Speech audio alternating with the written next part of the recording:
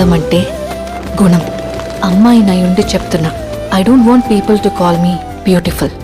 దాని బదులు నీది కష్టపడే తత్వం, నీలో కరుణ ఉంది, నీకు ధైర్యం ఎక్కువ, నువ్వు తెలివైన దానివంటే నాకు సంతోషం. Address us by our qualities. MS Subbalakshmi అంటే భక్తి, అందం కాదు. మదర్ తెరెసా అంటే కరుణ, అందం కాదు. ఐన్ ర్యాండ్ అంటే తత్వం, అందం కాదు. సరస్వతి అంటే విద్య, దుర్గా అంటే ధైర్యం, గౌరీ అంటే తపస్సు, లక్ష్మి అంటే శుభం. ఇలా ఏ దేవతనైనా ఆమె క్వాలిటీస్ కోసమే పూజిస్తారు, ఆమె అందం కోసం కాదు. నీ గుణాలే నీ సంతకమవుతాయి, నీ అందం కాదు.